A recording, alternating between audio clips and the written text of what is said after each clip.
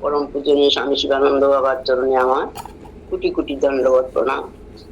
আমি বাবা লীলামৃত কি বলবো, কি জানি এগুলা, তবু একটু বলার চেষ্টা করছি।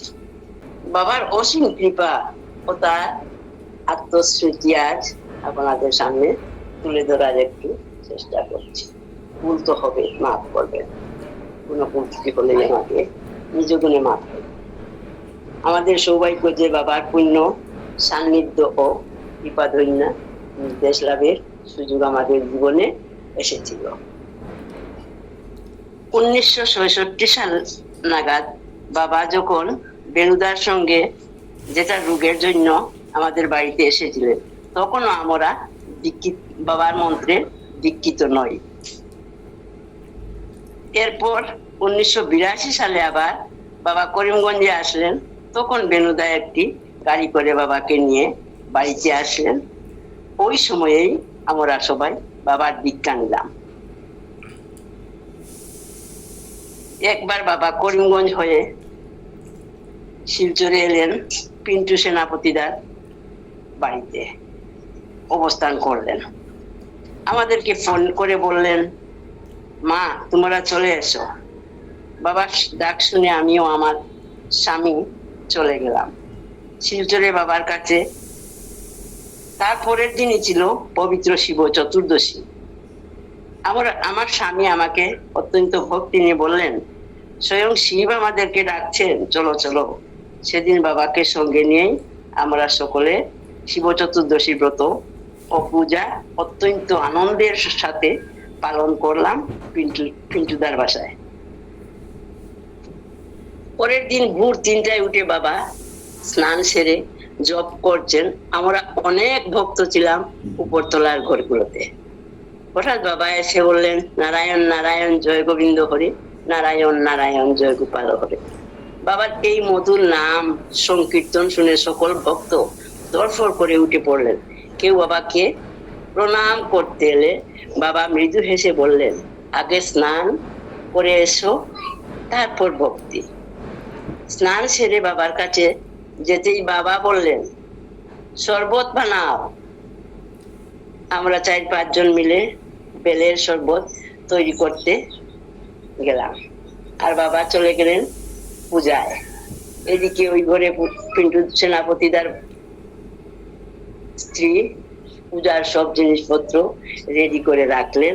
বাবা ঘরে ঢুকে হাত ধুয়ে পূজা শুরু করলেন। পূজা শেষ করে বাবা এসে বললেন,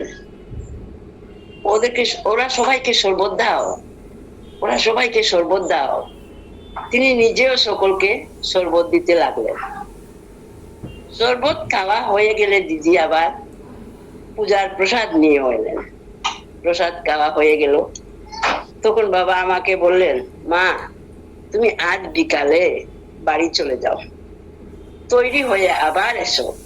আমার সঙ্গে বেনারস যেতে হবে এবং 2-3 মাস তোমাকে থাকতে হবে। বাবাকে নিয়ে এসো। এটাই আমার স্বর্গবাস, গুরুর সঙ্গ পাওয়া, গুরুর আদেশ পালন করা এবং গুরুর সাথে থাকতে পারাটাই তো শিষ্যের জীবনের সবচেয়ে বড় স্বর্গ, বড় সৌভাগ্য। এরপর আমরা বাবার সঙ্গে বেনারস যাওয়া শুরু করলাম। বাবার সাথে যাওয়ার সময় লামডিং এক ভক্তের বাড়ি এক রাত্র বাস করলাম। এখান থেকে আবার গুয়াহাটি বিষ্ণুদার বাড়িতে 2-3 রাত্র থেকে চলে গেলাম প্রদীপ বড়ুয়ার বাসায়। উনি চানাচুর কোম্পানির মালিক। একদিন বাবা সবাইকে নিয়ে গেলেন ওনার ফ্যাক্টরি দেখাতে। হেঁটে হেঁটেই যাচ্ছি কিনারে। হঠাৎ বাবা মামনিকে বললেন, মামনি দেখো দেখো, ওটা তো তোমার ভাই দ্বিজেন না? মামনি বললেন, হ্যাঁ। বাবা বললেন, ও কি করছে দেখো, দ্বিজেন কি করছে দেখো। তখন দ্বিজেন কিন্তু ওর আরো 2-3 বন্ধুকে নিয়ে একটি দোকানে বসে মদ খাচ্ছিল। পরে বাবা সবাইকে চানাচুর কোম্পানিতে কি এক প্যাকেট চানাচুর দিলেন। আবার বাসায় ফিরে এলাম। পরের দিন আমাদের ডিব্রুগড় যাওয়া, মনা ভৌমিকের বাসায় উঠলাম। ডিব্রুগড় আমার ননদও থাকে মনা ভৌমিকের পাশের গলিতে। বিকেলে বাবা আমাদেরকে বললেন, মা চঞ্চলার বাসায় যাবে? আমি বলি, হ্যাঁ বাবা যাব। বললেন, যাও, সকালে চলে এসো। তাই গেলাম। সকালবেলা আমার ননদ ও ওর জামাই ছেলে দুইটা ওদেরকে নিয়ে স্নান টান সেরে বাবার ওখানে গেলাম। ঠিক এই মুহূর্তে ডিজেনও এসেছে বাবাকে নিমন্ত্রণ করতে। ওকে দেখেই বাবা বলছেন মামুনিকে, মামুনি বলো বলো বলো, ওকে কি দেখেছো কালকে, কি করছে ও? তখন মামুনি বললেন, কালকে বিকাল 3টা সাড়ে 3টার সময়ে তুমি একটি দোকানে বসে আরো 2-3 জনকে নিয়ে মদ খাচ্ছিলে।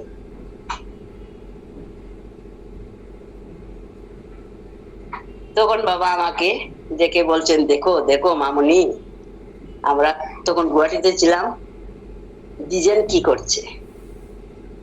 এই কথাটা শুনেই তো ডিজেন বাবার পায়ে লম্বা হয়ে পড়ছে, বাবা আমাকে মাফ করো, আমাকে মাফ করো, আমি আর জীবনেও কোনোদিন এইগুলা মুখে দেব না, আমি আর এই কাজগুলা করব না। ও কিন্তু বুঝতে পেরেছে উনি স্বয়ং ভগবান। উনার পায়ে লম্বা হয়ে পড়েছে, উঠে আবার বলছে, বাবা আমি কান ধরছি, আমি আর জীবনেও এই কাজগুলা করব না। বাবা বললেন, বসো, এখানে বসো। ও কিন্তু অনবরত চোখের জল ছাড়ছে। তারপরে আবার বাবা বললেন, বলো তুমি কিসের জন্য এসেছো, এটা বলো। তো কেঁদে কেঁদে বলছে, বাবা আমি আমাদের ঘরে নারায়ণ সেবা দিব, আপনি আপনার ভক্তগণকে নিয়ে কালকে আমাদের বাসায় যেতে হবে। বাবা বললেন, হবে হবে হবে, কাল যাব। তো পরের দিন ডিজেনের ঘরে যাওয়া হলো। ডিজেন যাওয়া মাত্রই আবার বাবার পায়ে পড়লো, বাবা আমাকে মাফ করবেন, আমি এইগুলা আর কোনোদিন করব না। আপনি যে নররূপী নারায়ণ এটা আমার জানা ছিল না, আজ কিন্তু জেনেছি, আর জীবনেও আমি মুখে দেব না। বাবা বললেন, হবে, সব ঠিক হবে।